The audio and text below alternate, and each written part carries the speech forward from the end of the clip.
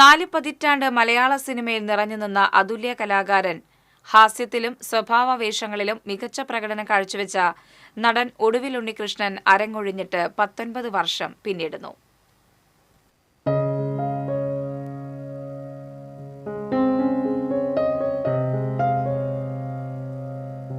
വടക്കാഞ്ചേരി എങ്കേക്കാട് ഒടുവിൽ വീട്ടിൽ കൃഷ്ണമേനോന്റെയും പാറുക്കുട്ടിയമ്മയുടെയും മകനായി ജനനം. നാടകത്തിലൂടെ മലയാള സിനിമാ ലോകത്തേക്ക്. ദർശനം എന്ന സിനിമയിലൂടെ മലയാള സിനിമാ ലോകത്തെ അവിഭാജ്യ ഘടകമായി മാറി. ഹരിഹരന്റെയും സത്യൻ അന്തിക്കാടിന്റെയും ചിത്രങ്ങളിലൂടെ നിരവധി ജനപ്രീതി നേടിയ കഥാപാത്രങ്ങളെ അഭിനയിച്ച് ഫലിപ്പിച്ചു. എന്തോന്ന് രാവിലെ കിടന്ന് ഈ വളഞ്ഞു കളിക്കുന്നത്? വേണ്ട, കണ്ണു വെക്കണ്ട. ത്രിപുലാദിത്യ തളപ്പിച്ച വെളിച്ചെണ്ണയും തേച്ച് ഇങ്ങനെ സർക്കസ് കളിക്കുന്നുണ്ടാ വയസ്സ് 56 കഴിഞ്ഞിട്ടും നിന്റെ അമ്മായിയുടെ മുമ്പിൽ പിടിച്ചു നിൽക്കാൻ പറ്റണത്. അവള് കാഞ്ഞിരാ, അതിന് വ്യായാമൊന്നും ആവശ്യമില്ല. മലയാളിത്തവും അഭിനയകലയുടെ പരപ്പും ഒരുപോലെ ചേർന്ന് നിൽക്കുന്ന അപൂർവം നടന്മാരിൽ ഒരാളായിരുന്നു ഒടുവിൽ ഉണ്ണികൃഷ്ണൻ. അച്ഛനായും അമ്മാവനായും നടത്തിയ അഭിനയ പരക്കായ പ്രവേശങ്ങളെല്ലാം പൂർണ്ണതയുടെ തിടമ്പേറ്റി. നാരായണനാര് മരിച്ചപ്പോ വാവിട്ട് കരയുന്ന 4 കുഞ്ഞുങ്ങളുടെ ഉത്തരവാദിത്വം ഏറ്റെടുത്തവനാ ഞാൻ.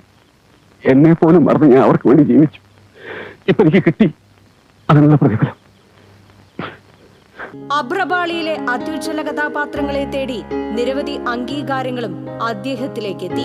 2002 നിഴൽക്കൂത്തിലെ കാളിയപ്പൻ എന്ന കഥാപാത്രത്തിലൂടെ മികച്ച നടനുള്ള സംസ്ഥാന അവാർഡും, തൂവൽ കൊട്ടാരം, കഥാപുരുഷൻ എന്നീ സിനിമകളിലെ അഭിനയത്തിന് മികച്ച സഹനടനുള്ള പുരസ്കാരവും അദ്ദേഹത്തിന് ലഭിച്ചു. MTയുടെ ചെറുപുഞ്ചിരിയിലെ അഭിനയവും ദേവാസുരത്തിലെ പെരിങ്ങോടൻ എന്ന കഥാപാത്രവും എന്നും മലയാളി പ്രേക്ഷകരുടെ മനസ്സിൽ തങ്ങി നിൽക്കുന്നവയാണ്. വയ്യ, അങ്ങോട്ട് വന്ന ആ കിടപ്പ് കാണാൻ എനിക്ക് വയ്യ. മനസ്സില് ദൈവങ്ങൾക്കൊപ്പം കൊണ്ടു നടക്കുന്ന ചിത്രമുണ്ട്, അത് അങ്ങനെ നിന്നോട്ടെ. കിടന്നുപോയി എന്ന് ഞാൻ വിശ്വസിക്കില്ലടോ. ചെറുപ്പകാലത്ത് അഭ്യസിച്ച സംഗീതം ചില സംഗീത സംരംഭങ്ങളിലും ഒടുവിലിനെ പങ്കാളിയാക്കി.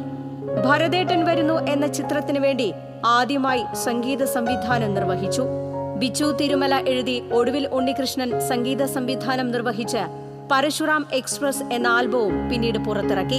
രവി ഗുപ്തൻ സംവിധാനം ചെയ്ത സർവം സഹ എന്ന സിനിമയ്ക്കും സംഗീതം നിർവഹിച്ചിരുന്നുവെങ്കിലും സാങ്കേതിക കാരണങ്ങളാൽ ചിത്രം പുറത്തിറങ്ങിയിരുന്നില്ല. അരങ്ങിനെയും തിരശീലയും ധന്യമാക്കി കാലയവനികയ്ക്കുള്ളിൽ മറഞ്ഞുവെങ്കിലും അദ്ദേഹം ജീവൻ പകർന്ന കഥാപാത്രങ്ങളിലൂടെ പ്രേക്ഷക മനസ്സിൽ എന്നും ജീവിക്കും. Entertainment desk, TCV.